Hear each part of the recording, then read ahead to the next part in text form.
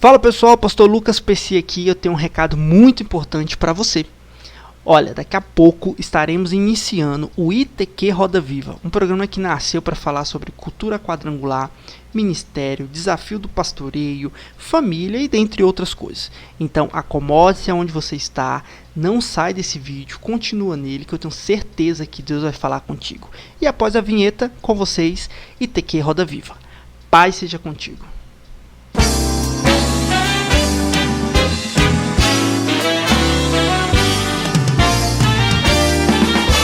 Olá, sejam bem-vindos ao ITQ Roda Viva, um programa que abre um espaço plural para a apresentação de ideias e conceitos sobre temas de interesse da membresia quadrangular. Hoje estamos aqui com uma convidada muito especial, a diretora do ITQ, região 364, a pastora Adilane Ada, que vai nos presentear com a contribuição para o nosso conhecimento. Fiquem à vontade para fazer perguntas à pastora Adilane através do nosso chat. Isso mesmo, pessoal. Eu estou aqui filtrando todas as perguntas de vocês para serem respondidas. Então, mandem suas dúvidas e suas perguntas que passaremos aqui ao vivo. Vamos começar. Pastora Adilane, seja bem-vinda ao ITQ Roda Viva. Antes de passar para as perguntas, gostaríamos que a senhora se apresentasse para quem está nos assistindo. Olá, amados. Muita alegria em estar aqui nessa tarde, sabendo que esse espaço, ITQ Roda Viva, tem esse objetivo de trazer, esse tempo de discussões, de respostas, de perguntas. Esse tempo para nós esclarecermos algumas coisas sobre o nosso cotidiano, sobre a igreja. E isso é maravilhoso. Meu nome é pastora Adilane Adam, sou pastora auxiliar da Igreja Sede, aqui no Distrito Federal, diretora do ITQ. E é uma alegria estar aqui com vocês. Vamos lá, então. Amém? Pastora Adilane, como a senhora vê a preservação da cultura quadrangular desses 100 anos de ITQ no mundo? Olha, falar sobre a Igreja Quadrangular 100 anos é algo assim muito poderoso, né? Se nós pensarmos quantas igrejas podem falar do seu histórico, do seu passado, então eu vejo que isso é algo assim muito, muito lindo na nossa Igreja Quadrangular. Agora, falar sobre a preservação cultural, eu acho assim também muito importante. Por quê? Porque nós temos uma igreja de 100 anos e a cada tempo nós vamos vendo pessoas novas, pessoas que se agregam à igreja, ou as gerações que vão surgindo, E a necessidade que a igreja tem de estar sempre trazendo para o momento presente aquilo que foi o passado, Então, eu vejo que a igreja trabalha muito isso. Não é verdade? Tanto falando sobre a nossa fundadora, sobre aqueles que estiveram no Brasil, aqueles que desbravaram aqui o evangelho no Brasil. Isso traz inspiração, isso traz identificação. Quem é quadrangular sabe que as 4 cores não saem da nossa cabeça, da nossa mente. Então, eu acho que a igreja tem feito isso, e isso é maravilhoso. Eu acho que isso deve continuar, que é uma responsabilidade nossa preservar essa cultura tão linda. Ainda sobre a cultura, a senhora já viajou a alguns países do mundo. Como a senhora classifica a igreja no Brasil e em outras igrejas, falando culturalmente? Bom, se falar sobre cultura, nós vamos ter que entender que a cultura de cada lugar, os aspectos e valores, ou a maneira como as pessoas se identificam em cada lugar, vai interferir na igreja. Isso aí não tem como, Então, nós sabemos que a igreja brasileira ela é única. Ela tem as suas características, essa proximidade, essa capacidade de comunicação. E isso, em outros países, também vai se tornar diferente, Eu que estive na Alemanha, por exemplo, a igreja alemã, ou na igreja na Europa, é uma igreja diferente da brasileira. É uma igreja que, primeiro vem a questão do número de evangélicos, de número das igrejas. E a gente vê que, falando a respeito dessa questão, até a maneira das pessoas crerem na palavra de Deus se torna um pouco diferente, Então, aquilo que nós fazemos aqui no Brasil, esses grandes eventos, essas participações, essas cruzadas, a gente quase não vê, num país, na Europa, um lugar onde a igreja nasceu. Então, vocês vejam que coisa interessante, Então, eu vejo que isso diferencia. Mas o mais importante do que a questão cultural, sendo no Brasil ou a igreja em outro país, com as suas características, por causa da diferença do povo em si, é nós temos essa capacidade de termos o mesmo Jesus, temos a mesma fé, sabemos, né, que somos uma família. Não importa a questão cultural, em muitos momentos o mais importante é entender o que é a igreja, qual é o seu projeto, qual é a sua missão, e nós estamos, se precisarmos nos ajustar, aqui no Brasil, inclusive, né, a igreja em cada estado não é a mesma coisa, né? Nós temos as diferenças, inclusive, no Brasil. Mas o mais importante é o que nos une, né? O Evangelho de Jesus e essa missão de levarmos essa palavra e entendemos, né, o lugar onde nós estamos e as pessoas para quem falamos e atingirmos cada um com o Evangelho do Senhor Jesus. Amém, verdade. Pastor Gilane, ainda sobre ética, passando para a ética, eu gostaria de saber da senhora, como a senhora enxerga o futuro da igreja, eticamente falando, com algumas mudanças na legislação brasileira. Como a senhora vê isso? Qual é o ponto de vista da senhora? Quando nós vamos falar de ética, vamos falar das ações humanas, né, e de alguns princípios, nós verificamos que nós estamos num mundo muito diferente do que já foi há um tempo passado, né? Então, hoje nós vamos ver que não apenas as pessoas são diferentes, mas a maneira como elas se veem são diferentes, né? Hoje nós temos mais preocupação com minorias, com a questão racial, com a questão sexual, com a questão de gênero, e isso não fica fora da igreja, porque a igreja recebe essas pessoas. Então, de uma certa forma, nós vamos ver aqui que é necessário, quem é hoje um pastor, quem é um líder, ter essa visão ampliada, né, de mundo. Por quê? Porque a igreja tem que alcançar a todos. Jesus disse que ele veio para salvar a todos. Então, isso significa que nós vamos ter que olhar as pessoas nas suas particularidades e, mesmo assim, aproximar-se delas e entendê-las, para falar da verdade de Jesus com mais propriedade. Por exemplo, hoje em dia, nós temos pessoas que estão no vício, sempre existiu, mas hoje nós estamos sabendo que a violência, a questão de pessoas que fazem opções diferentes em relação à sua opção sexual. Então, nós não podemos excluir ninguém, né? Então, hoje, nós temos que estar mais abertos e preparados para chegar a qualquer pessoa. Creio que essa é a missão da igreja. Amém. Continuando em ética, pastor, qual a sua opinião em relação ao politicamente correto? Isso tem atrapalhado ao longo do tempo o aconselhamento pastoral às pessoas? O trabalho pastoral e a prática, por exemplo, na questão do aconselhamento, né, hoje fica assim um desafio muito grande mesmo para o pastor ou para o conselheiro, a pessoa que está ali para acompanhar o discipulador. Por quê? Porque ela vai encontrar diversos desafios, né? Se nós pensarmos que as pessoas vêm para a igreja, aceitam Jesus, vão precisar aprender a ser um cristão, elas vão precisar dos preceitos, vão precisar das doutrinas bíblicas, vão precisar conhecer o evangelho. Não importa o tipo da pessoa. Agora, algumas pessoas vão ficar com aquela questão, né? Mas eu vou falar sobre esse assunto, eu vou falar essa verdade, isso vai chegar na pessoa, de que forma? Será que essa pessoa não vai acabar não entendendo, ou então rejeitando a própria palavra pela sua condição? Nós temos que crer no Evangelho de Jesus, ele é transformador, e o Espírito Santo nos capacita para isso.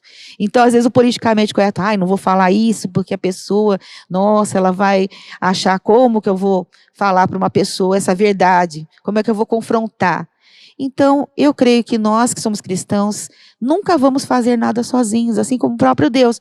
Deus não criou o mundo sozinho, e nós temos que contar com o Espírito Santo para nos orientar, para sermos realmente pessoas que vão edificar outras, e não segregarmos as pessoas, fazer com que elas fiquem se sentindo excluídas. Não é verdade? E a palavra de Deus é transformadora. Se num momento nós falarmos a palavra de Deus e a pessoa for confrontada, o Espírito Santo saberá trabalhar com a pessoa. Então, às vezes, o politicamente correto, né?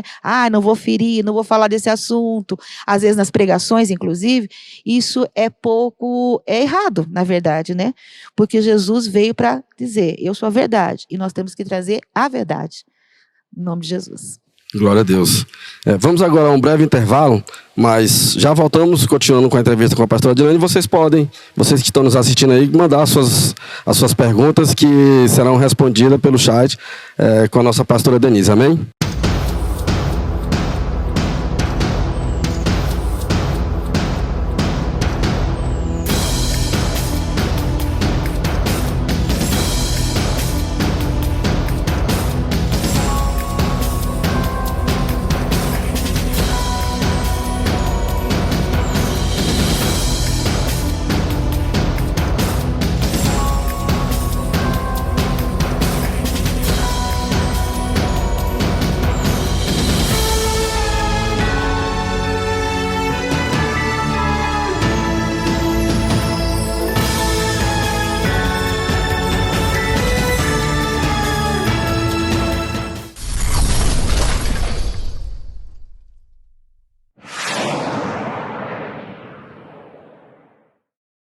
Olá, pessoal, estamos de volta ao ITQ Roda Vivo e voltamos com tudo, hein? Pastora Adilane, estão me enviando aqui no chat algumas perguntas e eu selecionei uma aqui.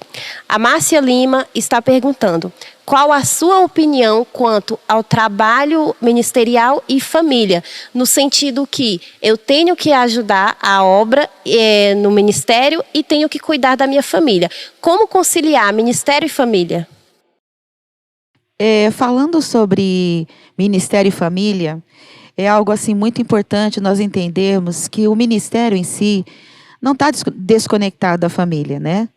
Todo trabalho que nós fazemos dentro da igreja ou na obra de Deus envolve a família, porque se a família não estiver junto no mesmo trabalho, ela vai estar de alguma forma tendo que apoiar. Eu falo sempre isso para os alunos do ITQ, né? Quem vai para o ITQ, o que acontece? Ele vai para o ITQ e alguém vai ter que apoiá-lo de alguma forma. Se a pessoa tem um filho, vai ter que cuidar do filho. Então, nós não podemos ter essa visão de separação, né? De ministério e família. Agora, o que nós precisamos prestar atenção? A família é um projeto de Deus, certo? Então, nós temos que entender o que vem antes. E se nós olharmos dentro do contexto da palavra de Deus, nós vamos ver que Deus é sempre o primeiro lugar e a família em segundo lugar. A Bíblia, inclusive, fala, né, que aquele que não cuida da sua família é pior que o incrédulo. Então, se você não tem condições de cuidar da sua casa, você também não tem condições de fazer a obra de Deus. Agora, esse também é um mandamento, é uma verdade da palavra, mas também é um grande desafio, porque há horas em que as pessoas se envolvem de uma forma tão grande, principalmente os pastores ou líderes dentro do ministério, que acaba deixando um pouquinho a família de lado. Né? E esse ambiente familiar, de alguma forma, ele vai ser prejudicado, porque o nosso primeiro ministério é a família. Então, nós temos que saber, ter muita sabedoria para conciliar essas questões. Por quê? Porque, às vezes, os pais têm os seus filhos pequenos, filhos adolescentes, ou até filhos adultos, e, em muitos momentos, ele vai priorizar a obra de Deus. Na nossa casa, nós somos insubstituíveis. Se você for convidado para pregar em algum lugar, se você não puder ir, você pode colocar outra pessoa ali. Mas quem vai substituir você na sua casa? Não tem como. Então, essa é uma questão que nós temos que prestar muita atenção. Temos que ter tempo para a família, porque nós teremos um ministério abençoado se a nossa família estiver conosco no ministério. Às vezes, eles não estão fazendo a mesma coisa que nós, mas estão ali nos apoiando, estão ali nos fortalecendo. E isso é agradável a Deus. Nós não podemos abrir mão da família. Então, que nós tenhamos sabedoria nos dias de hoje, com tanta coisa, com tantas demandas dentro da igreja e no ministério. Temos esse tempo, talvez o dia da família, né? Acabar que você escolhe um dia para estar com a sua família, para se divertir. Né? Houve até um caso uma vez de um pastor que ele tinha um dia por semana de descanso, né? Que não é o domingo geralmente, né? E aí o pastor, ao invés de ir para programar alguma coisa com a sua família, tudo, ele ia visitar outra igreja. Então, acaba que destoa, né? Porque nós precisamos de lazer, precisamos de relacionamento, precisamos saber o que está acontecendo com nossos filhos, precisamos ser, os nossos filhos também precisam ser pastoreados. Então, nós precisamos ter muita atenção. A família vem antes do ministério, mas o ministério sem a família também é um ministério que não vai ter sucesso. Pastora, tendo em vista isso que a senhora respondeu, nós temos percebido que muitos casais cristãos têm se separado devido a essa situação, no qual se dedicam mais à igreja e eles não seguem naquela linha de raciocínio que seria Deus, família e igreja, e vão Deus, igreja e família. Então a família fica em último caso. O que a senhora indica para nós, qual a sua opinião para nós que estamos chegando agora no ministério, para nós que vamos agora ingressar nesse trabalho? Servir a Deus não é só a igreja, né? É isso que nós temos que pensar.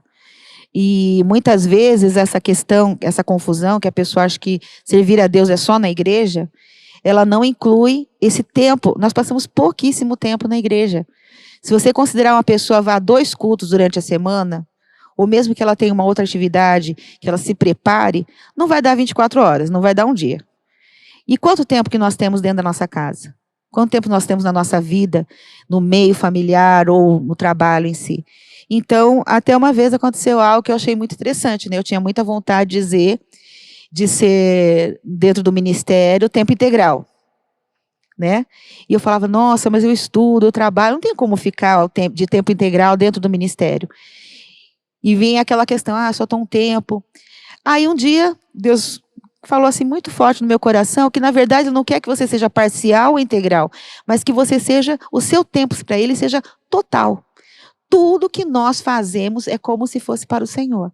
Agora, isso é uma questão de agenda. Se organize no seu dia para você ter esse tempo na obra de Deus, né? Por quê? A separação numa família indica o quê? Que algo não está bem, né? Eu estive uma vez numa convenção de pastores e eles apresentaram que havia 2 questões que estavam sendo muito colocadas como problema na vida pastoral, que era a questão familiar e a questão de saúde. Justamente por esse excesso, né? Às vezes o pastor se envolve tanto no ministério ou na obra em si, e acaba esquecendo de si mesmo, muitas vezes, a saúde, né? E muitas vezes da família. Então, nós temos que lutar.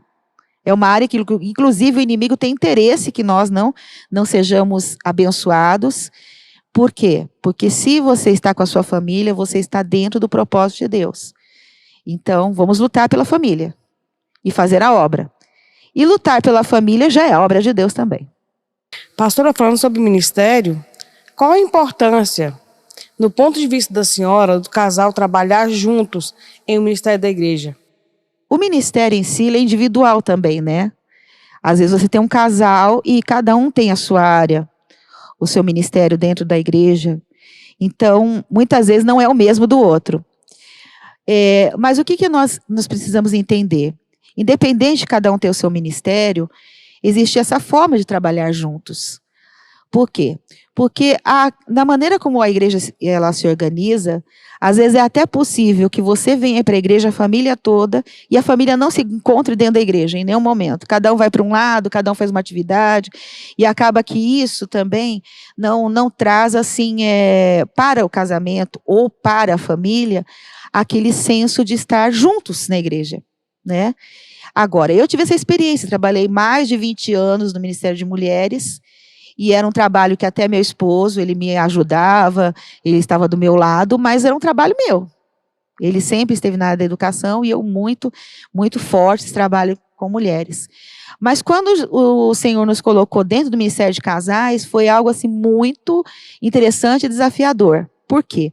Porque as diferenças existem, tanto ministeriais quanto de visão, da visão em si do trabalho, de diferenças que as pessoas têm de ser, da sua maneira de ser e de fazer o trabalho. Mas nós começamos a ver que a nossa união naquele ministério, nesse ministério, trouxe o que para nós? As conquistas que vêm juntos, né? Junta. A gente trabalhando numa mesma proposta, no mesmo alvo, com o mesmo objetivo e colhendo juntos, né, aquilo que é o resultado do trabalho. Claro, dentro, por exemplo, do Ministério de Casais, eu tenho uma área que eu gosto mais de trabalhar, e ele gosta de uma outra área. Então, nem sempre nós vamos estar juntinhos ali, fazendo tudo junto, mas o trabalho de um complementa o trabalho do outro. E isso é um desafio, é uma coisa boa, mas é um desafio, né? É muito mais difícil do que você fazer o seu trabalho sozinho. Mas eu creio que Deus tanto tem um trabalho um ministério individual, como também tem o desejo de usar a família num contexto, né, dentro da obra de Deus. Então, a família unida, trabalhando, ou o casal, às vezes apenas o casal, né, isso vai gerar muitos frutos para a família e para o ministério, com certeza. E quando o casal trabalha em ministérios separados, qual seria o aconselhamento que a senhora daria para que mantenha a união e a paz entre este casal? Tá, aqui no contexto está falando ministério, igrejas. Tá, isso pode acontecer, né? Comigo, por exemplo, quando eu namorava, eu já era da igreja quadrangular e quando eu conheci meu esposo, ele era batista. Então, vocês vejam que há uma certa diferença, certo? Mas no momento que nós nos casamos, nós tivemos que fazer uma opção, né? Qual igreja vamos ficar? Como eu já estava muito mais tempo na fé, muito mais tempo na igreja, ele acabou sendo quadrangular. E nós somos quadrangular desde então. Mas, assim, como corpo de Cristo, né, eu acho que não vai haver problema. A fé, né, em si, naquilo que é a palavra de Deus, nos princípios bíblicos, não vai haver. Mas existem um pouco de diferença, às vezes, nas práticas, né? O tipo de culto, ou como a igreja se organiza, um vai no sábado, outro vai no domingo. Agora, tudo tem a ver com o casal. Se o casal está em concordância com isso, e se sente à vontade com isso, então, amém. Agora, se o casal não tem essa concordância, vê que isso está criando entre eles situações que muitas vezes, né, atrapalham o relacionamento deles, eu vejo que isso vai ser ruim para a fé deles também. Então é melhor que eles escolham, né? Ou estar numa igreja ou estar em outra igreja. Porque a obra de Deus, a célula dentro da igreja mais forte é a família. Né, a família dentro da casa de Deus, juntos, estando todos ali, isso é algo muito poderoso. Mas, no entendimento de cada um, eu vejo que se houver concordância, é muito bom. Mas se não houver, é melhor que eles escolham. Eu faço uma opção e escolho. Um vá, né, decidindo por qual igreja está, até para eles terem mais comunhão, né? Mais o que contar, o que falar, e o que no seu relacionamento. Pastor, quando os casais, eles são do mesmo ministério, mas eles têm visões diferentes, até onde isso pode prejudicar? Meu Deus, me mostre um casal que tem a mesma visão. Não tem como. Primeiro que cada um é diferente, um é um homem, outro é mulher. Né? Não vai ter a mesma visão em termos assim do que é o ministério, né? Aí vem as questões das pessoas também com as suas diferenças de temperamento, que tem pessoas que são mais abertas, outras mais fechadas. Por exemplo, vamos dizer que os dois trabalham no diaconato, dizer aqui que há casais que trabalham no diaconato, né? Então, não tem como eles agirem da mesma forma, né? A mulher tem a sua maneira de ver o seu trabalho dentro da igreja e o homem da sua maneira. Agora, o princípio do casamento é andarem juntos, né? Então, essa é uma coisa que tem que ser buscada. Né? Muitas vezes a mulher fala assim, não, nós temos que chegar mais cedo, porque eu tenho que arrumar o altar, tenho que fazer tal coisa. Aí o marido fala assim, mas eu não tenho que arrumar o altar, não preciso ir tão cedo. Então, o que a gente vê? Dentro, das vezes, do mesmo ministério, um vai estar mais envolvido, outro vai estar menos envolvido, um vai ter esse mais comprometimento que o outro, e não importa, importa que cada um trabalhe na sua medida, esteja feliz, porque a obra de Deus tem que ser feita com alegria, né? Servir ao Senhor com alegria. Então, às vezes, a mulher quer tanto que o marido esteja no diaconato, mas ele não gosta do diaconato. Então, não adianta nada estar junto no ministério e um está triste, só vai porque o outro quer. Então, isso eu creio que nós temos que aprender, dentro da nossa casa, a entender que a obra de Deus é um privilégio nós estarmos na obra de Deus. E que cada um tem que dar o seu melhor. Né? Se um vai se envolver mais, o outro vai se envolver menos, não tem problema. Né? Que a questão de visão é essa, né? Um quer estar mais comprometido, quer estar todo dia no culto, quer estar todo dia lá em vários momentos, e o outro não, ele é tranquilo, tem mais responsabilidade. No meu caso, por exemplo, meu marido que servia ao exército, né? Ele passou muitos anos, e ele sempre dizia, olha, minha missão maior é dentro do meu trabalho. Então, muitas vezes ele teve que escolher o trabalho dele e deixar de lado algum ponto da obra de Deus. E isso eu acho que não desmerece nenhuma pessoa, né? Eu já, como não estava tão envolvida nesse trabalho, como ele estava no trabalho secular dele, eu já tinha uma outra visão, né? De estar mais envolvida, de estar mais cooperando. E tudo tem seu tempo, né? Nós temos que aprender a servir com alegria, é o mais importante. Bom, pessoal, chegamos ao final de mais um ITQ Roda Viva. Eu gostaria de agradecer, espero que vocês tenham gostado.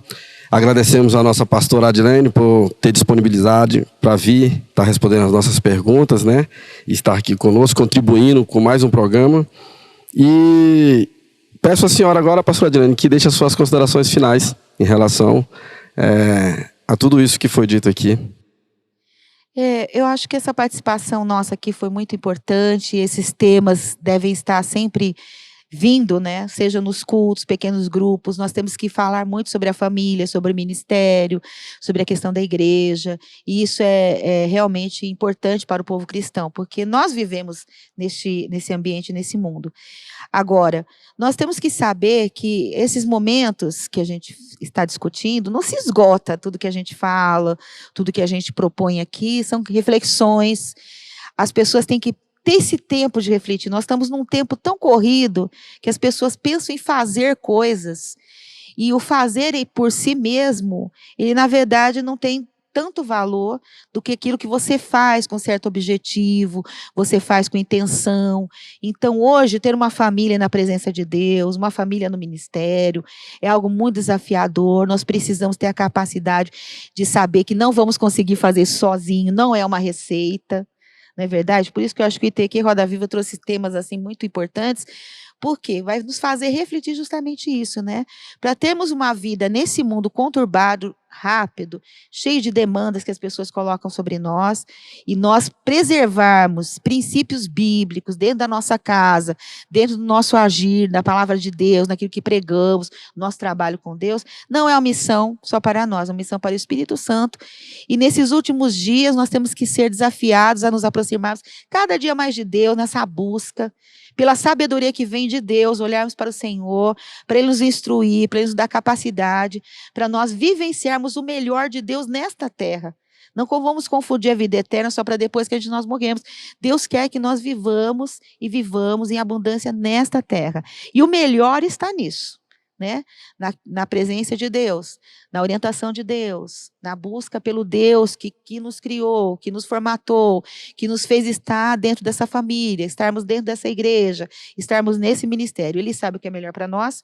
E se nós andarmos conforme a sua palavra, vamos experimentar a sua boa vontade, né? A sua vontade perfeita, que é boa e agradável para a nossa vida. Parabéns a todos, né, que idealizaram esse projeto do ITQ Roda Viva. E estaremos aqui, quem sabe, numa outra vez, né? Em nome de Jesus. Muito obrigada. Amém. Deus abençoe. Muito obrigada a todos vocês que nos acompanharam. Que Deus abençoe cada um. Paz seja contigo.